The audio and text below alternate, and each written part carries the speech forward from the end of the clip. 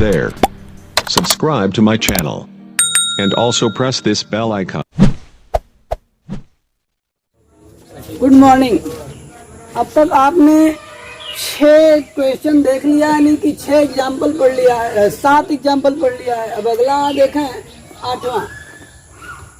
क्या क्वेश्चन है, आप बहुत ध्यान से पढ़िएगा। लिखा हुआ 2 प्रोटॉनों के बीच लगने वाले प्रतिकर्षण बल की गणना कीजिए। आप सभी जानते होंगे कि 2 प्रोटॉनों के बीच प्रतिकर्षण बल ही लगेगा, वही बल की आपको, यानी कि उसी बल की आपको गणना करना है। आगे कहा है कि जबकि उनके बीच की दूरी 4.0 × 10⁻⁻15 मीटर है। तो सवाल में क्या क्या दिया है आप यहाँ पहले लिख लीजिए। 8वां क्वेश्चन है, हल लिखेंगे, 8 लिखेंगे, फिर दिया है लिखेंगे। तो सबसे पहले आपसे पूछ ही दिया है, क्या पूछ दिया है? प्रतिकर्षण बल की गणना कीजिए, बल की गणना कीजिए। और अभी कहा है कि 2 प्रोटॉनों के बीच। आप ऐसे दिमाग में अपने खोपड़ी में कुछ बनाइएगा इस तरह से कि मान लीजिए यहाँ पर एक प्रोटॉन होगा और एक यहाँ पर होगा। यहाँ पर जो प्रोटॉन होगा उसे आप Q1 कह लीजिए, और यहाँ पर जो प्रोटॉन होगा उसे आप Q2 कह लीजिए। और दोनों के बीच की दूरी देखिए, ये दिया हुआ है, और इसके बीच जो बल लग रहा है वो आपसे क्या लगेगा? प्रतिकर्षण बल ही लगेगा, वो F है। आपको F क्या करना है? क्वेश्चन मार्क कर लेना है, यानी कि ये आपको ज्ञात करना है। तो सर्वप्रथम आप लिख लीजिए Q1 बराबर Q2। क्यों Q1 बराबर Q2? क्योंकि 2 प्रोटॉन है और प्रोटॉन पर जब आवेश होगा तो समान ही होगा। बराबर प्रोटॉन पर जो आवेश होता है आप देख लीजिए, होता वो प्लस में, आप लगा सकते हैं 1.6 × 10⁻⁻19 कूलम। इलेक्ट्रॉन पर माइनस में होता है, प्रोटॉन पे क्या होता है? प्लस में होता है। तो लिखना कोई आवश्यक नहीं है। और क्या दे दिया? दोनों के बीच की दूरी, यानी कि दोनों आवेशों के बीच की दूरी, समझ ही रहे होंगे आप। ये हम स्मॉल r लिख लेते हैं। r की वैल्यू दिया हुआ है 4.0 × 10⁻⁻15 मीटर। और आपसे पूछा क्या है? दोनों के बीच लगने वाला प्रतिकर्षण बल, यानी कि F बराबर आप क्वेश्चन मार्क कर लेंगे। हमें अनुमान है कि आपको क्वेश्चन समझ में आ गया होगा, और आप ऐसे ही समझने का प्रयास किया करिए कि उसका फिगर आपके दिमाग में नाचने लगे, आने लगे। उसके बाद हल करेंगे तो आसान हो जाएगा। अब आखिर सूत्र कौन सा प्रयोग करेंगे आपको समझ में आ ही गया होगा, जिसमें Q1 Q2 हो, R हो और क्या हो? F हो। ये आपके पास एक सूत्र है, आप बहुत ध्यान से देखें, कूलाम नियम से आएगा। वो आपने पढ़ा था, F =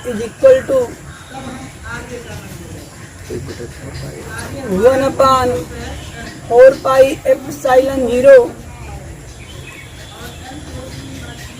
इंटू आपने पढ़ा था Q1 Q2/r²। इसी सूत्र से हम लोग हल कर लेंगे। आपने ये भी पढ़ा था कि 1/4πε0 का मान होता है 9.0 × 10⁹। हम सूत्र में मान रख लेते हैं, आप बहुत ध्यान देके। F = हो जाएगा, ये इसका मान होता है 9.0 × 10⁹। और Q1 Q2 का आप दिमाग में रख लीजिए, देख लीजिए आप। Q1 का मान भी वही होगा, Q2 का मान भी क्या होगा? वही होगा। तो हम लिख लेते हैं 1.6 × 1.6। अब तनिक ध्यान देखिएगा, पूरा मान लिख लेते हैं। Q1 का मान कितना निकलेगा? 1.6 × 10⁻⁻19 और गुणा, फिर Q2 का भी मान वही होगा, 1.6 × 10⁻⁻19 बटा में। देखें क्या हमारे पास r² का मान, यानी कि r का मान यहाँ पर दिया, स्क्वायर कर दिया जाएगा। 4.0 × 10⁻⁻15 का होल स्क्वायर हो गया। आप इसे हल करने का प्रयास कीजिए। हल करने के तरीके पर आप ध्यान दीजिएगा। जब भी सवाल इस तरह से बड़ा आ जाए, आप क्या करेंगे? जो अंक है, यानी कि 10 की घात जो नहीं है, उसको सबको एक तरफ कर लीजिए और 10 की घात को एकदम पीछे लगा लीजिए, तो आपका सवाल आसान हो जाएगा, यानी कि आप सवाल को आसानी से हल कर पाएंगे। 9.0 को आप 9 भी लिख सकते हैं, 9 लिख लेते हैं। गुणा यहाँ पर देखिए 1.6 है अंक में, यहाँ है और यहाँ है, फिर गुणा हो जाएगा 1.6 गुणा 10 की घात, यहाँ पर पहला देखें 9 और यहाँ फिर 10 की घात है, देखिए 10 की घात -19, फिर यहाँ पर अंश में 10 की घात है, देखें 10 की घात -19। अब आप हर में आइए, हर में ये स्क्वायर होल स्क्वायर लिखा हुआ तो सबके ऊपर गुणा हो जाएगा, यानी कि 2 का आप इस पे गुणा करेंगे तो ये 4 का वर्ग हो जाएगा। तो हम सीधे सीधे लिख लेते हैं 4 चौका 16, और इसका आप गुणा करेंगे तो घात में गुणा हो जाएगा, तो यह हो जाएगा गुणा 10 की घात -15 है तो 15 दूना 30, ये हो जाएगा -30। अब आप थोड़ा सा और भी आगे बढ़ने का प्रयास कीजिए। F = हम यहाँ लिख लेते हैं, ये देखिए 16 बहुत आसानी से 1.6 से कर सकता है, कहीं बुद्धि लगा लीजिए केवल। हम क्या करते हैं देखें, एक घात इसको दाएं कर, मैंने 1 को 1 अंक इसमें क्या करते हैं दाएं कर देते हैं, 1 अंक इसमें क्या जाएगा बाएं हो जाएगा, यानी कि कम हो जाएगा 1 अंक, तो हम इसको 8 लिख देते हैं। तब हम इसको कितना लिख सकते हैं 16, तो ये देखिए हो जाएगा 9 गुणा, ये लिख लेते हैं 16, ध्यान रखिएगा। फिर लिखते हैं 1.6 और गुणा यहाँ पर जो 10 की घात है 9 वो क्या हो जाएगा, क्योंकि दशमलव के 1 अंक आप दाएं लेकर गए तो 1 अंक यहाँ पर कट जाएगा, 8 लिख लेंगे। और इसको भी बहुत ध्यान से आप देख लीजिए, आप लिख सकते हैं गुणा 10 की घात -19 कितना हो जाएगा, 19 दूना 38, ये हो जाएगा 38। हमें अनुमान है कि आपको यहाँ पर समझ में आ रहा होगा। अब यहाँ पर देखें लिखा हुआ 16 गुणा 10 की घात -30, और आप ये भी ध्यान रखिएगा कि कोई ज़रूरी नहीं कि आप हमारे जैसा ही हल करें, आपके जैसी भी खोपड़ी काम करती है आप उस तरह से हल करिए।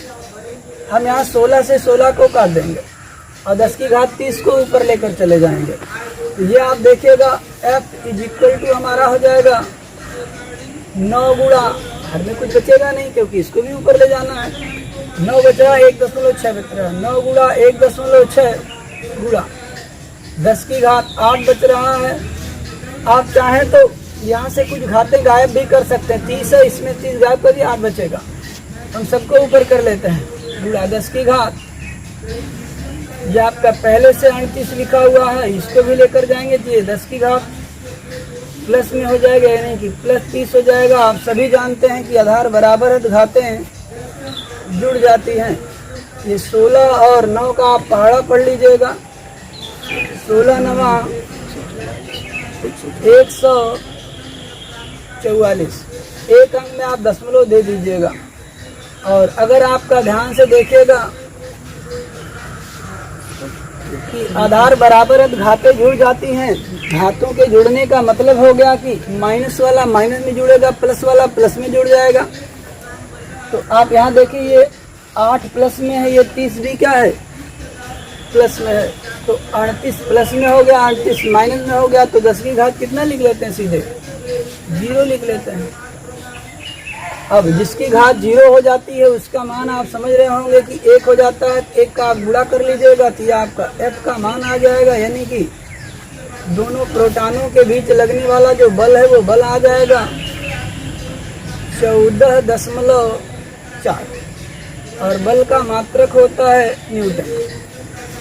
ये आपका आंसर आ गया 14.4 न्यूटन। आप एग्जाम में इसी तरह से लिखेगा। हमें अनुमान है कि क्वेश्चन आपको समझ में आ गया होगा, और भी आप क्वेश्चन सॉल्व करते रहिए, बाकी एग्जाम्पल अगले दिन।